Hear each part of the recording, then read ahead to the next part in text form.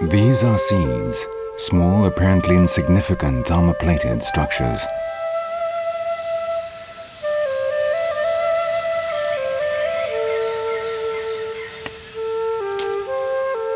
Seeds are humble capsules, but inside them, hidden in this apparent simplicity, the life of the jungles of the world strongly beats.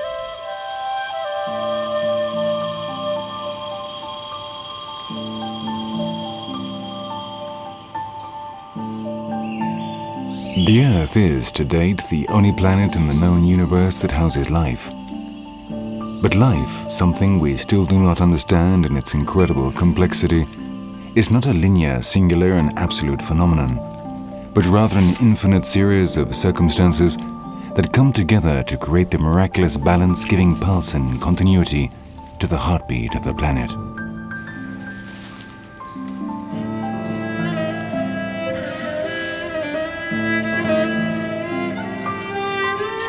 We are beginning to understand that the Earth behaves like a living organism, a fabulous, complex being composed of thousands of species, ecosystems, and physical and chemical, geological and atmospheric balances.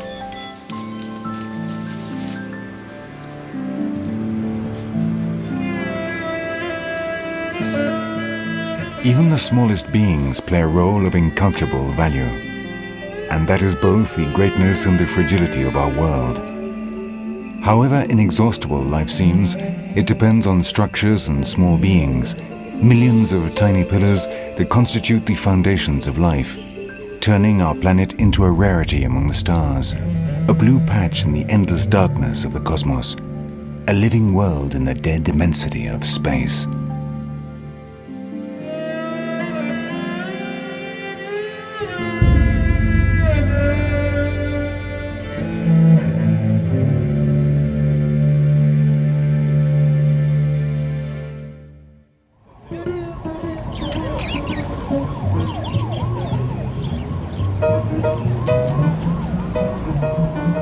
Our species is experiencing unstoppable growth.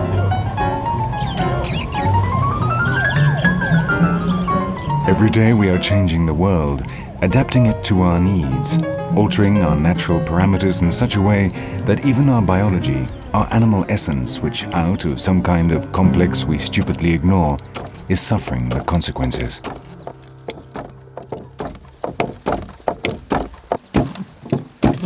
There are now over 6,000 million of us, and by the middle of the century, it is calculated that there will be 3,000 million more. This makes us a destructive force comparable to the great cataclysms that caused the massive extinctions of prehistory. We demand that our needs be met immediately. We are the only species which, instead of adapting to its surroundings, is capable of altering them in order to adapt them to our needs. And this, which has permitted growth and expansion never before experienced by any species, has turned us into the greatest threat for our planet. We are changing the world at a speed never before seen since the time it was created. What began as small alterations have turned into drastic changes on a worldwide scale. Changes that are altering the landscape, extinguishing species, making entire ecosystems disappear, and changing the composition and properties of our atmosphere. And the Earth is starting to show signs that it's reaching the limit of its capacity to resist.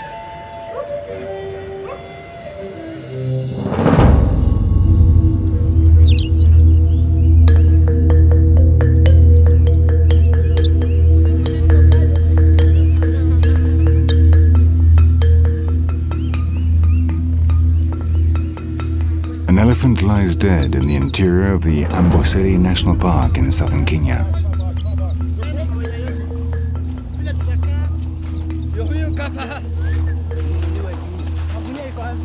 The park wardens remove its tusks.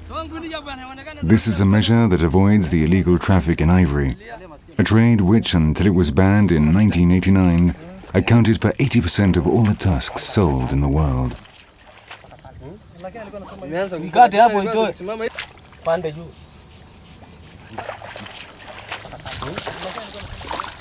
The demand in Asian countries is a permanent threat for the elephants, a demand only held in check by an absolute ban on this trade. Even so, there is an unfinished war in which important battles have been won, but the enemy refuses to lower its guard. Countries like Zimbabwe, South Africa, China and South Korea apply pressure to be able to sell their surpluses. But as soon as even a tiny amount is legalized, the poachers will take advantage and invade the market with tusks obtained in illegal killings.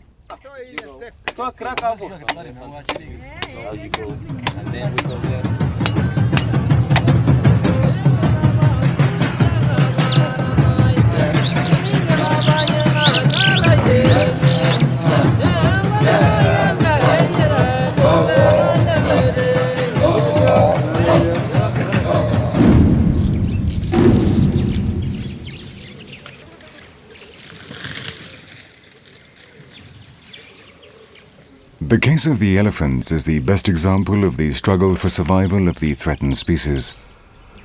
They are Pacific giants, but their size and their complex social structure have become a tragedy.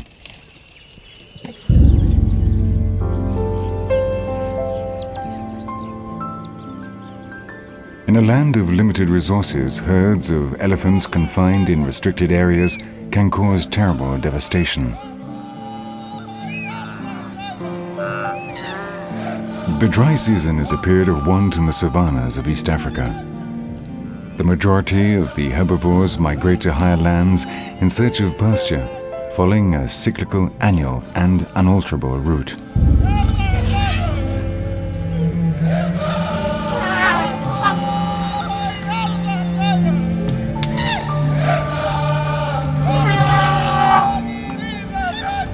For thousands of years, the elephants did the same, following routes that were passed down from generation to generation.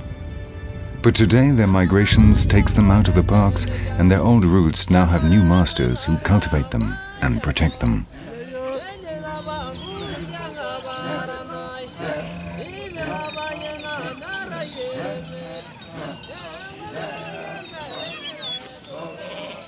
The Maasai are not at all fond of the elephants.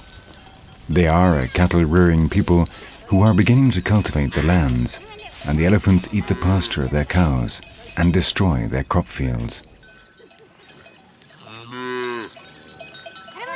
The new generations have forgotten the peaceful coexistence of centuries, the respect their ancestors felt towards these colossus of the savannah, and those who once shared the pastures have now become irreconcilable enemies.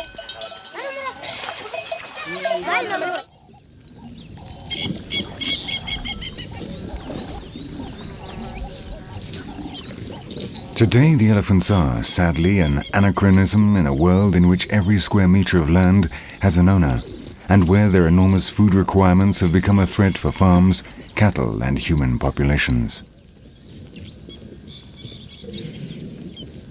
Their future, like that of so many other species in danger of extinction, now depends on the very same species that took their lands from them, killed their brothers to get their tusks, confined them in tiny strips of land where they are isolated, and so lose their genetic vigor. This elephant, wounded by a Maasai, came to die in the park. It was perhaps seeking out the only free hectares we have left them, to find its final rest there.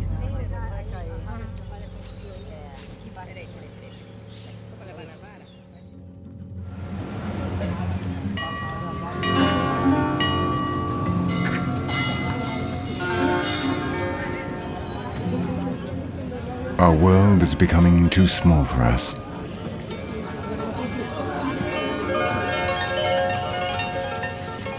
Human population is constantly growing. There are millions of us all seeking food, shelter, and benefits from the land and the water. The majority of human beings are poor and live in underdeveloped countries, and so have no time to worry about the environmental problems deriving from their activity. That is a luxury they cannot allow themselves in the daily struggle for the survival of their families.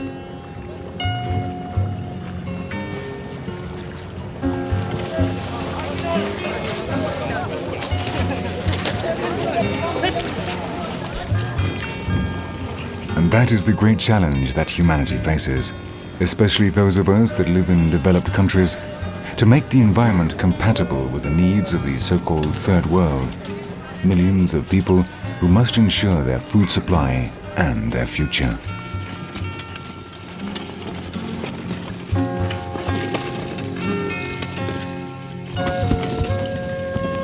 A small plot of land from which to obtain a crop is an invaluable treasure for the majority of humanity. These poor populations are in the countries that still conserve the last virgin territories on the planet. So when they burn or cut down in order to clear land for cultivation, they do so in areas of very high biodiversity, hotspots of world ecology.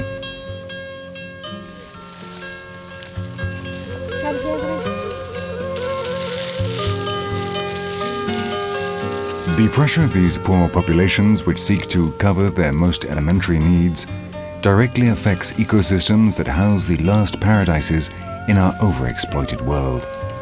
And some of them, the most sensitive, are disappearing at a frightening speed.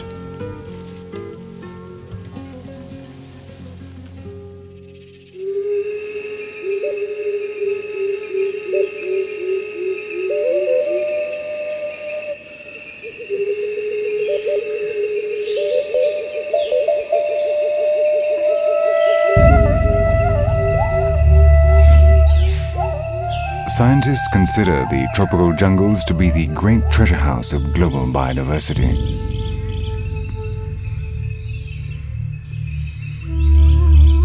Today they cover barely 6% of the surface of the Earth, but they are home to half the species known to man.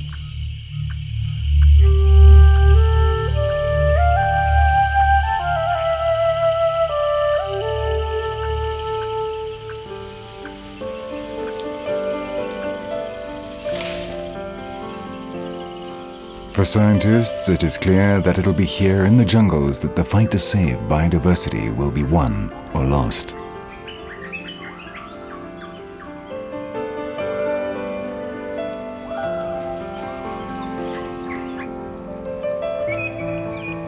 In this fight, what is at stake is the future of thousands of species, many of them unknown.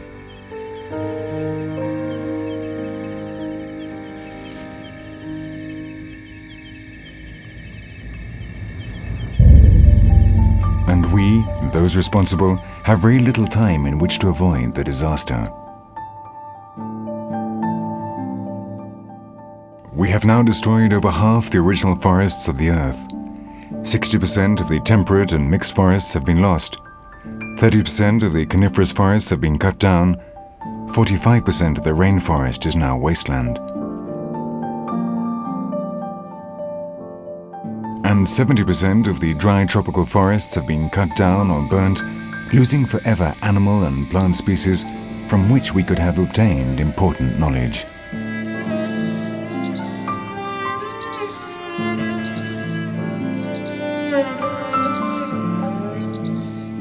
The tropical plants contain substances from which man has extracted medicinal compounds since its distant origins.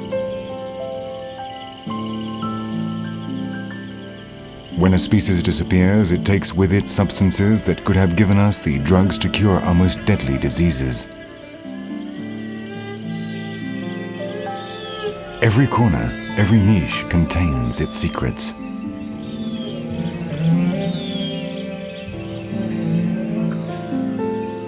The animals too, many of them yet to be discovered, contain substances that could cure us, feed us, help us make our work easier.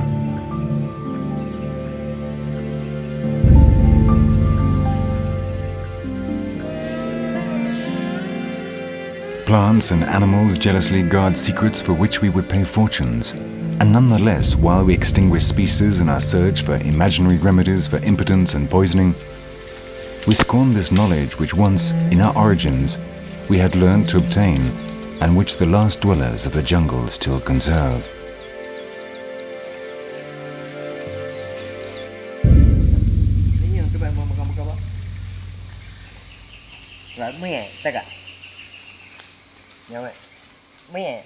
The natives of the tropical forests consider themselves to be living encyclopedias of the natural pharmacopoeia of the jungles. They know the secrets of thousands of species, but as they do not have writing in which to pass on their knowledge, it is transmitted orally from generation to generation. But when the jungles are cut down, the natives disappear with them, and the ancestral information of the remedies of the jungle is lost forever.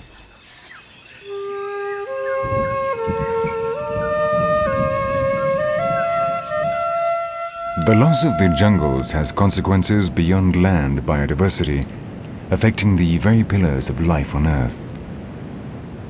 Because the jungle is responsible for the equatorial rains and their existence directly affects the water, the climate, and the atmosphere of the Earth. And nonetheless, man stupidly and blindly continues to destroy his benefactor.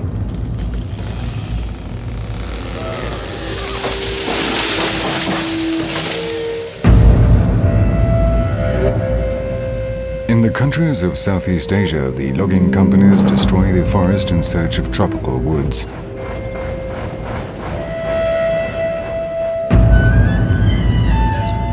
In Central America and the Amazon basin, it is the cattle breeders in search of pasture that burn and cut down the jungles.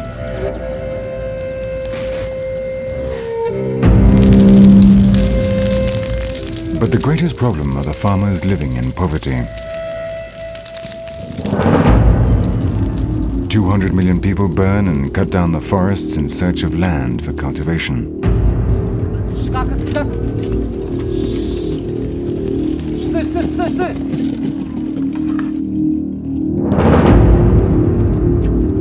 Without agricultural techniques, the land gives 1 or 2 crops and is then useless.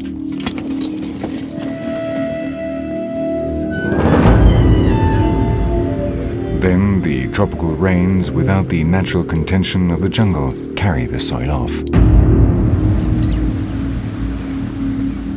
And what was once a paradise of biodiversity becomes a desert impossible to ever regain.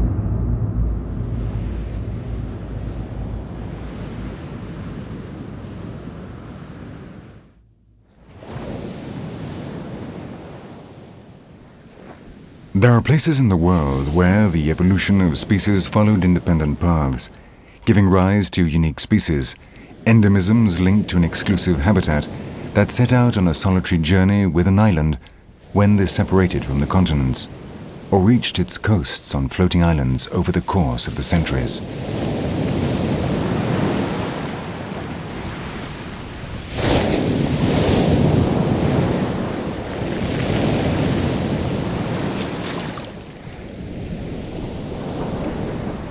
Madagascar is one of these places.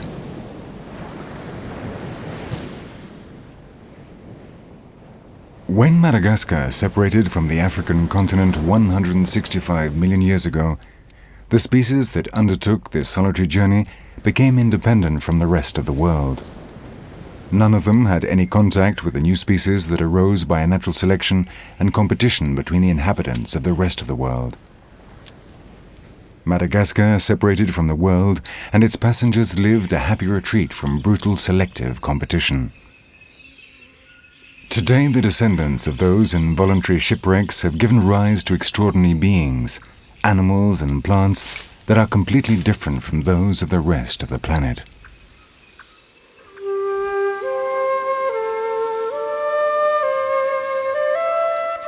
These Madagascan species, biological treasures that can teach us the basic models of a different evolution, have made Madagascar a treasure of biodiversity, a natural wealth of incalculable importance. But the same singularity that makes the island so valuable has also made it an incredibly fragile place. Here, every niche, every small exclusive world, be it a tree, a patch of ground, or the interior of a plant, may contain species that exist nowhere else on Earth.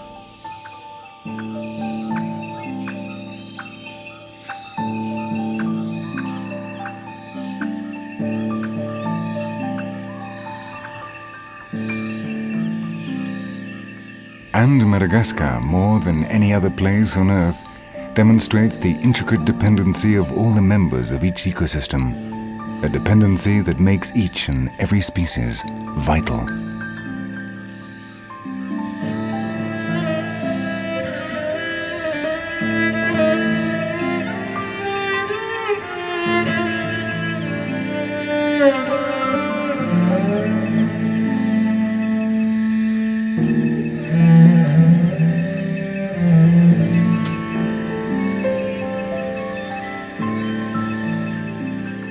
Deforestation is problematical in the whole world, but in Madagascar the loss of the jungles is an irreversible tragedy. No other jungle can replace the species that are lost on this island laboratory. Each animal, each plant, is a unique experiment of an evolution that did not follow the models of the rest of the planet.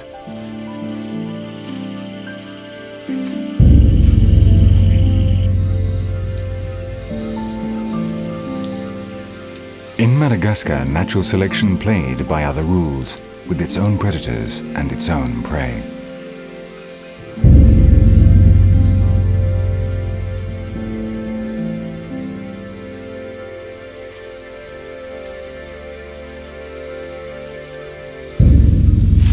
For the lemurs, a group of proto-simians exclusive to this island laboratory, the only natural danger is an equally exclusive hunter, a fossa, an agile carnivore endemic to Madagascar.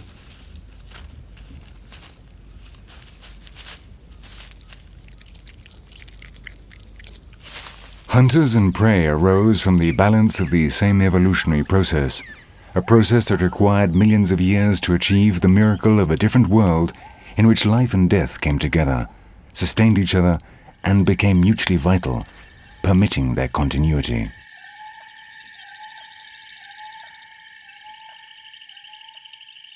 The arrival of man in Madagascar 2,000 years ago threw dark shadows over a world forbidden to outsiders, and the balance of millions of years collapsed. Many species have become nocturnal in a final desperate attempt to survive. Today, all of them are threatened by man. Since our arrival, half of the Madagascan jungles have disappeared, and at least 24 large animal species have been extinguished with them forever.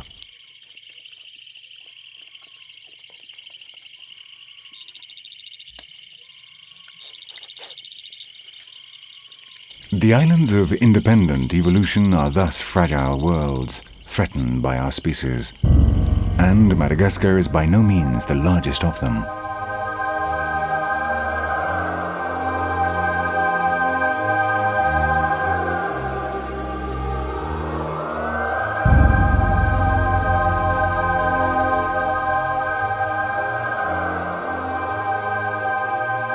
"50 million years ago, when the supercontinent Gondwana broke apart, an immense piece of land set out on a solitary journey northwards.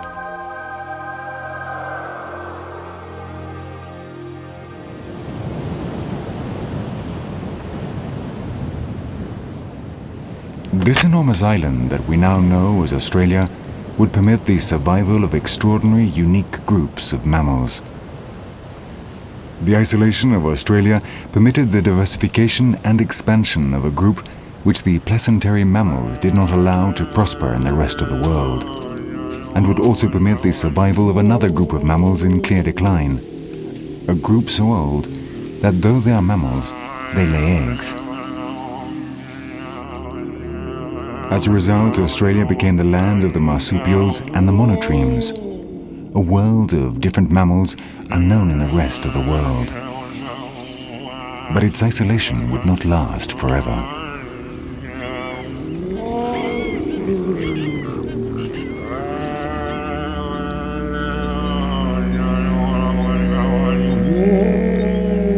Like Madagascar, Australia was also eventually discovered by man, though in this case much earlier. Man disembarked on the southern continent approximately 50,000 years ago.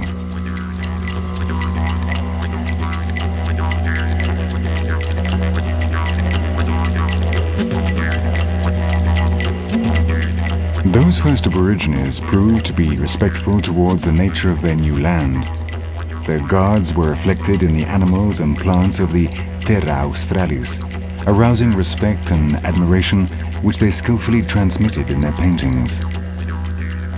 Earth is the mother, and men who owe their lives to her venerate, respect, and protect her. That was the teaching of an ancient people which was passed on from generation to generation.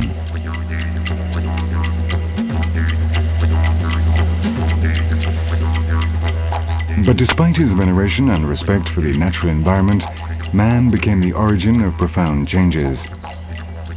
When it arrived in Australia, our species brought with it powerful weapons of destruction that would bring an end to the peace and isolation of the island continent forever.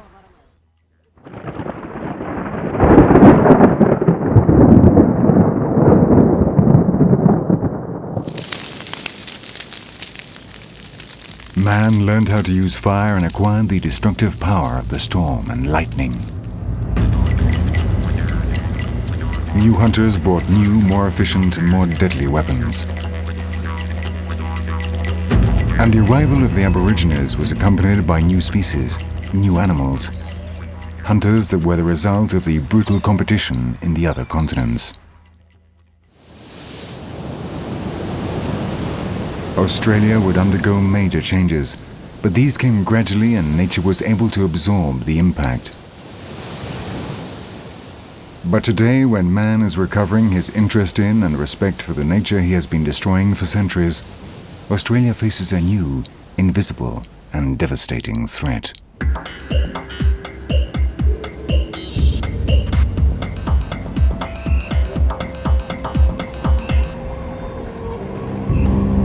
The world of modern man has an insatiable need for energy.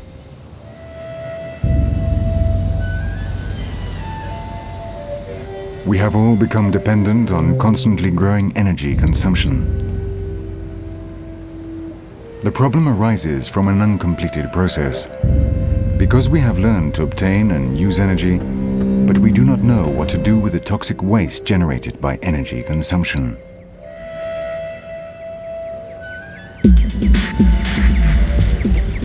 At first, we did not think this contamination was important, but the unstoppable increase in contaminating emissions is poisoning our world so much that its fabulous self-cleaning processes are unable to cope.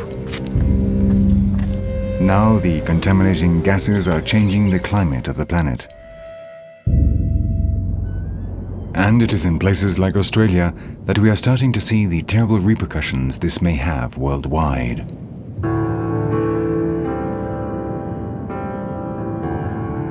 Northeast Australia is protected from the pounding of the sea by the greatest barrier reef in the world. Millions and millions of tiny coral polyps have, with their calcareous skeletons, helped form a barrier of 348,700 square kilometers, the structure so incredible that it can be seen from space as a beautiful white line in the blue immensity of the ocean.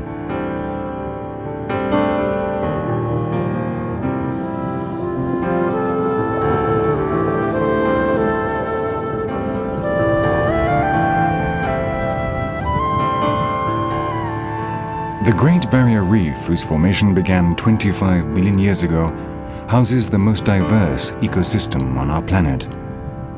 It is not an ecosystem rich in nutrients, but every corner, every nook and cranny, every opportunity provided by the intricate labyrinth of coral becomes an ecological niche taken advantage of by thousands of exclusive species.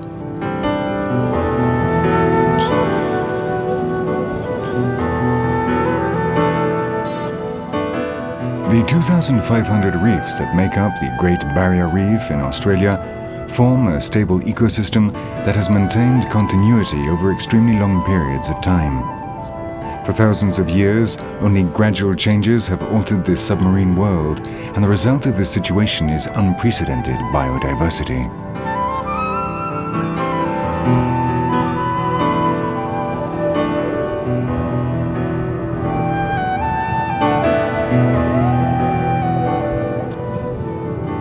The coral reefs constitute the oldest natural communities on our planet.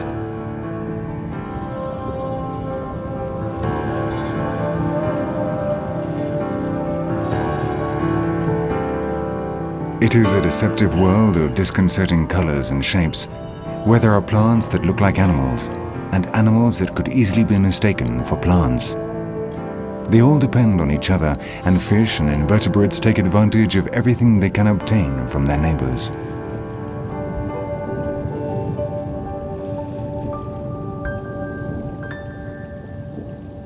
Here, among the infinite nooks and crannies of over 400 different species of coral, life multiplies in each and every one of its types. from tiny single-cell algae that live in symbiosis with the polyps, to marine mammals and powerful hunters of the sea that occupy the top of the food pyramid.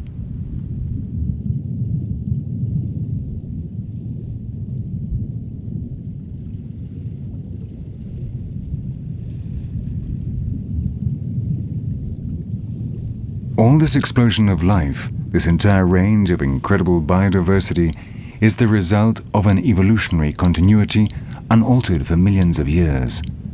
The reward for constancy, the patent demonstration of the biological potential of our planet.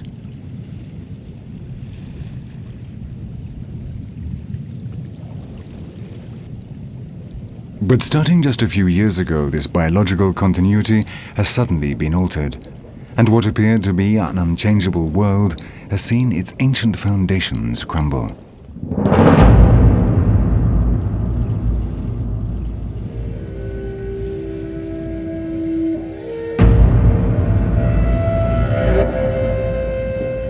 The corals of the Great Barrier Reef have begun to bleach. Some external factor is killing the polyps, interrupting the growth and renewal of the reefs.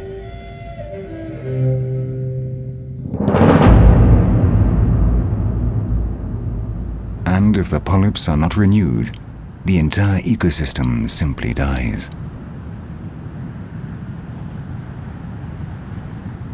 All the biodiversity of the ecosystem is based on the most delicate tiny organisms of the reef, the coral polyps. These small architects are responsible for the construction and renovation of the Great Barrier Reef, and for this they produce over 100 million tons of calcium carbonate a year. This production serves to repair the inevitable wear and tear of acting as a brake on the sea and generate sufficient limestone to construct 17 pyramids like that of Giza.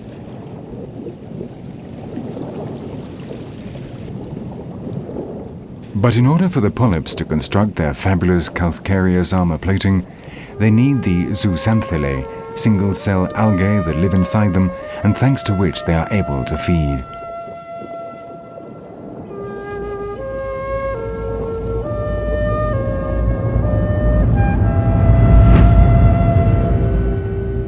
The zooxanthellae represented here by the brown spheres are vital for the growth of the corals, but they have a problem. They are incredibly sensitive to changes in temperature, and that is where our contamination comes in.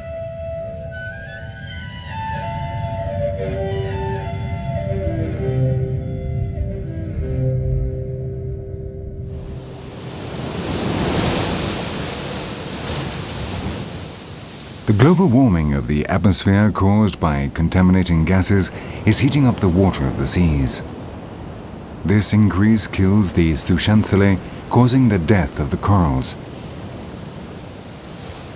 And without corals, the coasts of northeast Australia will be left defenseless against the brutal pounding of the waves.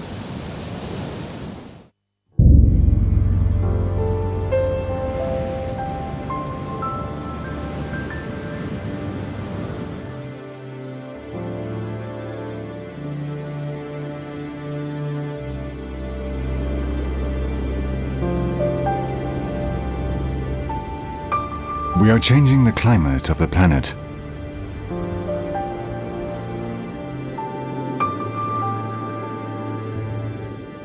The global warming of our atmosphere is a fact.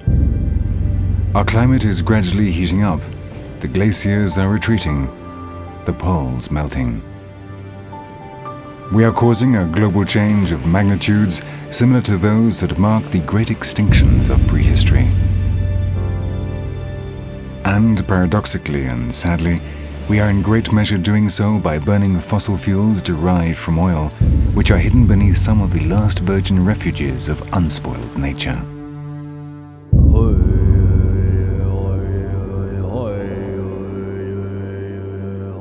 In a world in which man has taken over most of the land, Alaska is one of the few remaining refuges for wildlife.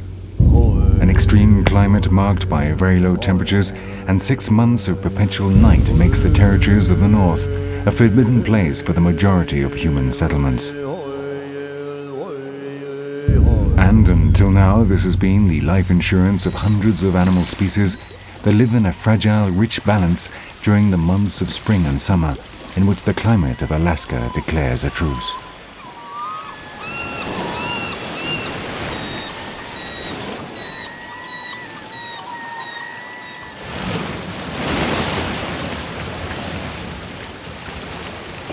With the arrival of the warm months, Alaska comes back to life. All the species must take advantage of the days free of snow and ice to regain energy, reproduce, and accumulate reserves for the following Arctic winter.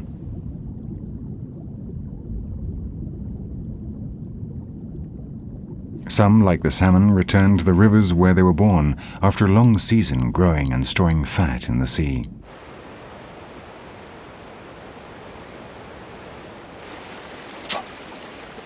Others, like the grizzly bears, come out of their dens where they have spent the winter in a state of lethargic hibernation and take advantage of the reserves of the salmon to satisfy their hunger of months.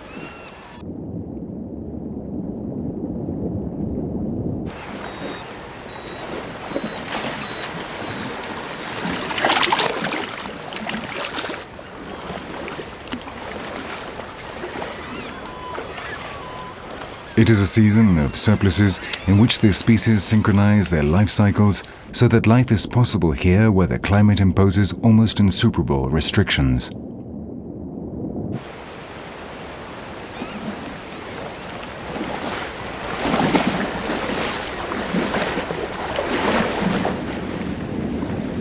And once again, the fragile network of interspecies dependencies makes the miracle of life possible.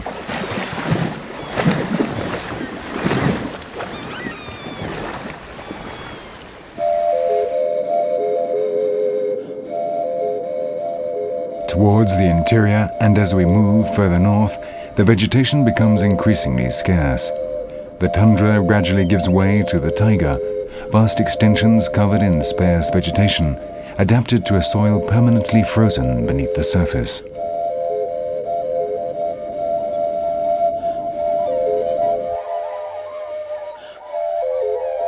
Here, resources are so limited that there is virtually no margin for error. The few days on which there is food available must be taken advantage of, and even the slightest source of energy plays a role of vital importance.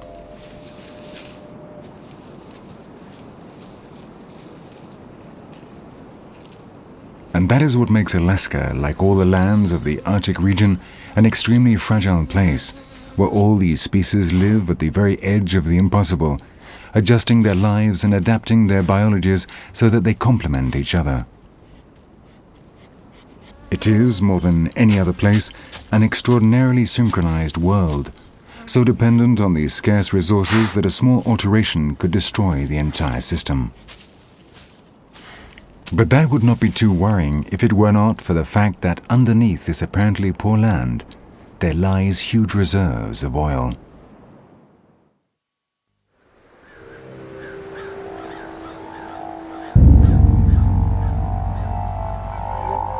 An enormous pipeline runs across Alaska from north to south, from Prudhoe Bay to the Valdez coast. 1,300 kilometers of pipeline to transport the 20,000 million barrels, which is the estimated production of Prudhoe. The companies try their best to achieve clean extraction, but experience tells us just how easy it is to inflict irreversible damage on such delicate ecosystems.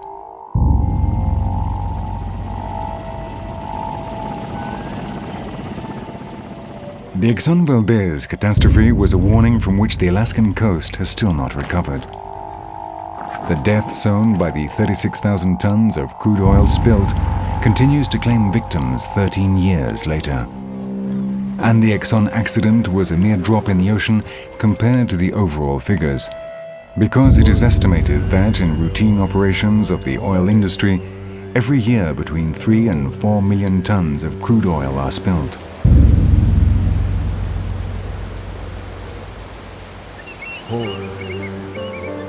Until now, the extreme temperatures of Alaska have meant that extracting the oil that lies hidden in the ground has not been profitable. But while new technologies are eliminating these technical limitations, The world's greed for energy places pressure on industries and governments to undertake new prospections. And in Alaska, one of the last virgin refuges of Arctic flora and fauna, the day is fast approaching on which the petrol companies will destroy its fragile, vital balance forever.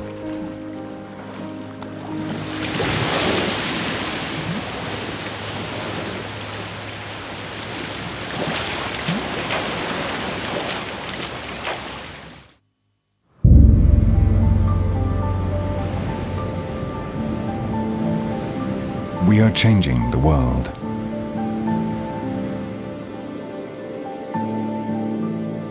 We are altering ecosystems, changing landscapes, wiping out species at a speed 10,000 times greater than that required by nature to make new creatures appear.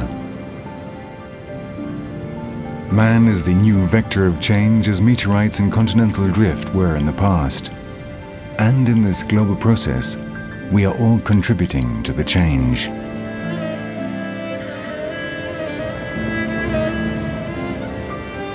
Immersed in an artificial world that we have created, we now look at nature from a new perspective, which makes us see that the world has its limitations.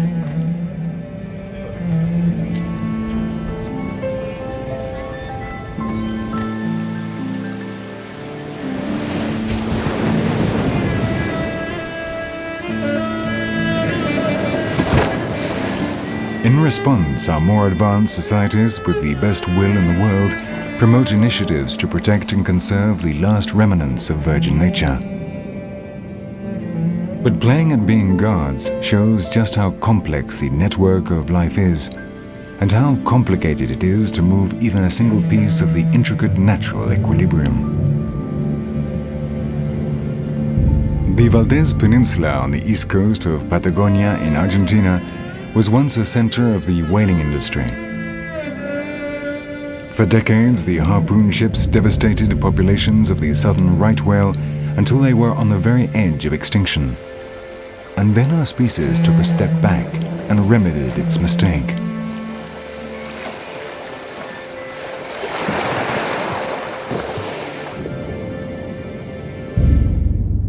Since 1983, the Valdez Peninsula has been a sanctuary for the large southern cetaceans. Here, the large right whales rest and reproduce, and their numbers have gradually risen.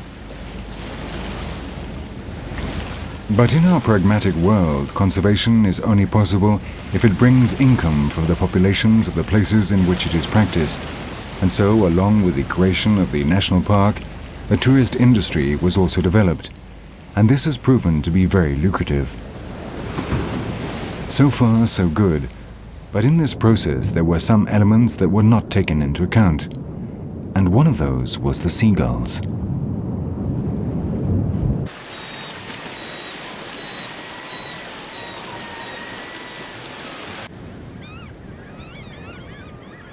Seagulls and some other marine birds, such as the skuas and petrels, are great opportunists. Along the southern coast, they take advantage of all the existing food resources, and in an entirely natural way, they have fed on fish, bodies thrown into the sea, mollusks, and in the breeding season, the chicks and eggs of a number of marine birds.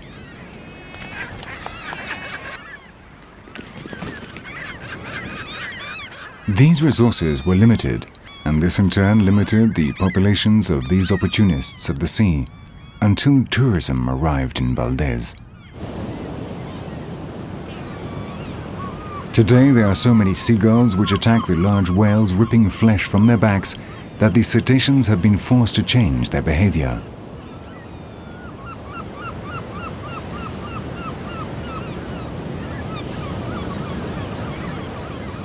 The growing numbers of tourists led to immediate growth in the towns and villages adjacent to Valdez. The hotels, inns, restaurants, and craft shops multiplied, but no one controlled the waste produced by them, and large waste dumps grew alongside the new settlements. These waste dumps became an inexhaustible source of food for seagulls and skuas, and their populations grew alarmingly. And today, paradoxically, the seagulls have become the greatest danger for the protected whales of the Valdez Peninsula, forcing man to seek new solutions.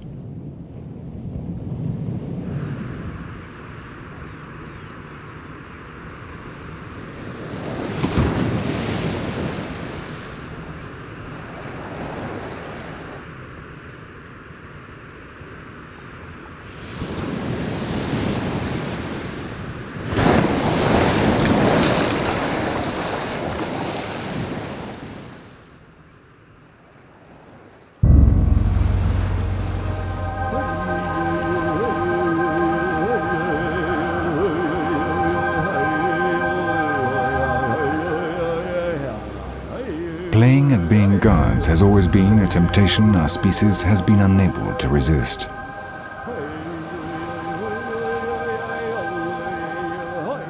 We use, change and upset the natural balances at will, and in time, when we want to correct our errors, we realize just how complex the natural balance we have altered is.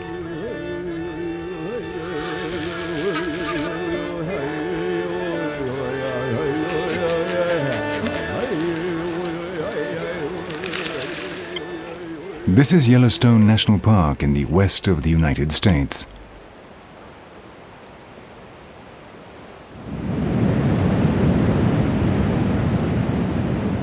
Today, Yellowstone is a sanctuary for wildlife where the animals live in freedom, multiplying their populations away from the growing development of the greatest world superpower in an apparently unchanging ideal balance. But nothing could be further from the truth.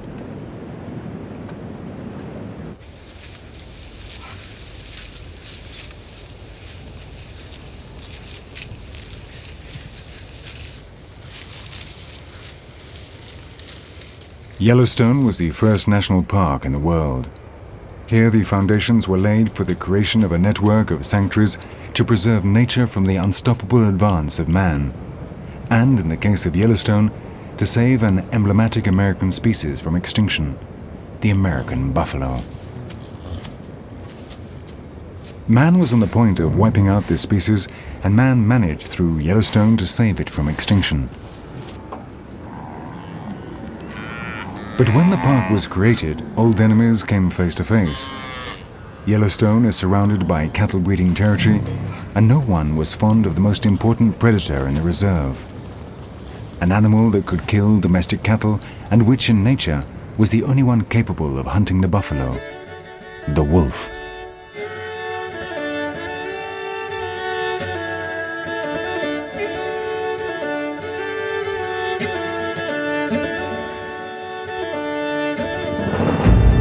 Despite its new status as a national park, during the first decades after its creation, the wardens of Yellowstone persecuted and decimated the wolves.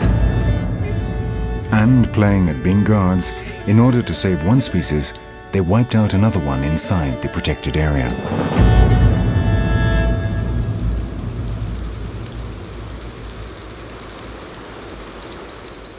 In time, scientific knowledge has revealed surprising data. Not only had the wolves not wiped out the buffalo in Yellowstone, in fact, they favored the health of its populations.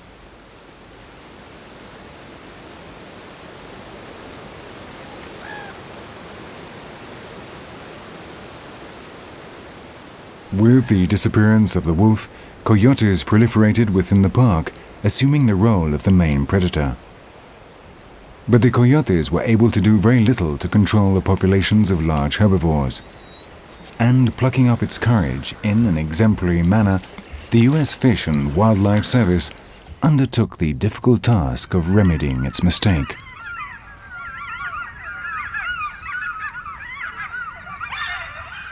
Today, the grey wolf has returned to Yellowstone. Overcoming infinite difficulties and local opposition, the great predator has returned to its original prairies. And the first effects were rapidly seen.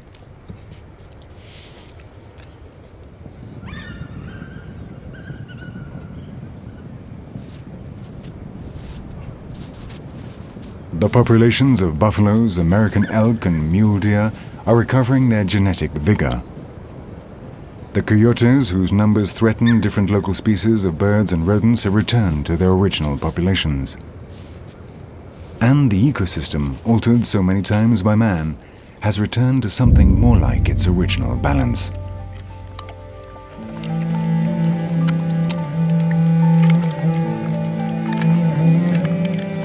Today, the wolf of Yellowstone is now a symbol of hope, a demonstration of how our mistakes can be put right.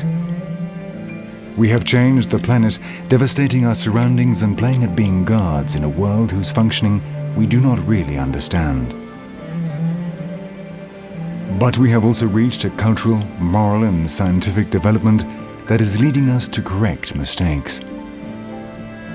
And new winds of hope are starting to blow in a world that needs help and where the very future of our species is at stake.